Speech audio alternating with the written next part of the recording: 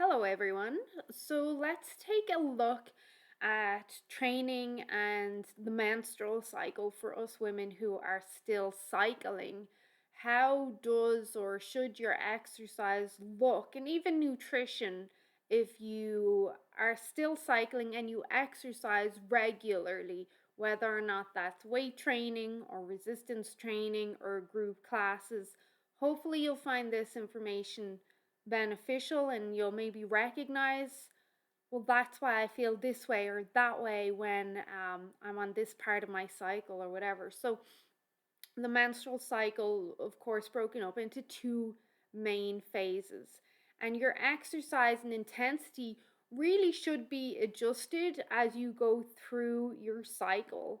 So in the follicular phase, which is our first phase, that's when our estrogen is starting to rise and we're building that uterine lining.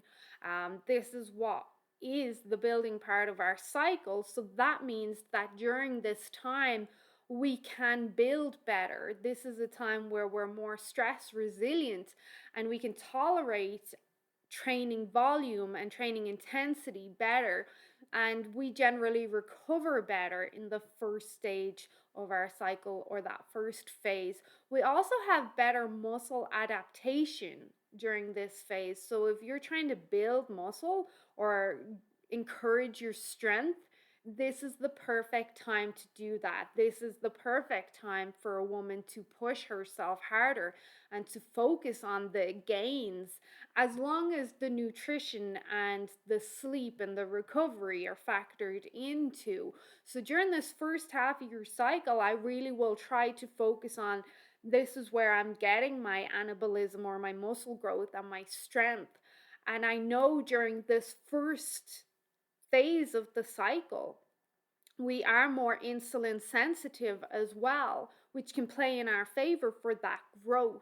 So we want to make sure that our nutrition is on point and we've got our good proteins and our carbohydrates to support that growth. And then, of course, optimizing our sleep, because that's where the growth happens. Then, in the second half of our cycle, in this luteal phase, post ovulation, where the progesterone starts to climb, that's our progestation phase. So the body's getting ready to break down if pregnancy doesn't occur. And we're more sensitive to stress in this stage. And I've noticed this, and maybe you have. We need a little bit more TLC here. We need to kind of go a bit easier on ourselves. So you can totally still exercise in the luteal phase. You just will notice, like, you probably have to talk yourself into the gym or into your workouts a bit more. And even there, you might notice you're fatiguing earlier, your motivation is lagging. Maybe you're convincing yourself to stay or finish, and I've been there. But also, you'll find your power output's not there. You're not able to go as hard or as heavy as you used to. So at this time, I try to kind of maybe drop the weights and increase the reps. So my reps are a little higher, or maybe I'm doing shorter workouts and I'm maybe adding in an extra rest day during the week or an extra kind of steady state cardio. Maybe I'll walk or dance or something a bit more. But during this luteal phase, we are very sensitive to stress. So it is my advice that you put the hard work in the first half of your cycle.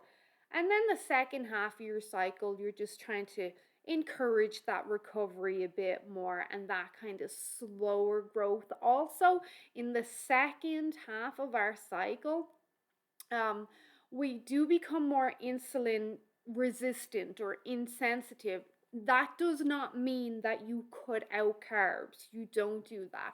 But what that does mean is that you might go a little bit lower on carbs, because you still need carbs for progesterone. You really do. You might go a little bit lower on carbs, but prioritize sleep and recovery a lot more here. That would be my advice as well. Protein always important, but at this stage in the cycle, the protein can support tryptophan and therefore dopamine and serotonin and also melatonin. So that would be my advice, that maybe the first half of the cycle you're going hard and heavy, and that's your focus on building that muscle, which has a ripple effect downstream of the cycle for fat burning. So we're growing in the first half of our cycle, but we're breaking down in the second half of our cycle. And again, that's where I'll probably work on or focus more on fat loss at that stage, a little bit lower carb, more of the cardio in there, and then really optimizing for recovery and sleep, extra rest days.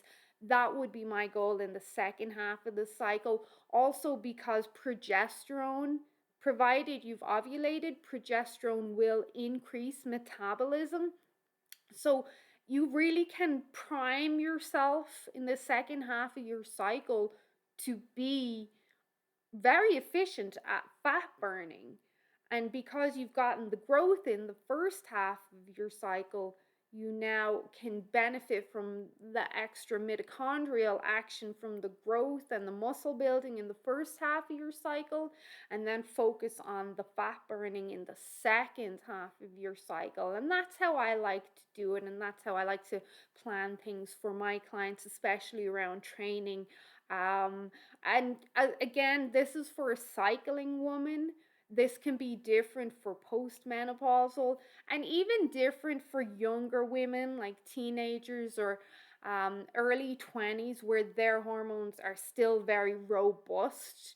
But for those of us between our late 20s to late 40s and still cycling, this is kind of how I like to do it. So I hope you found this helpful. Let me know if you have any questions in the comments. I will respond as soon as possible.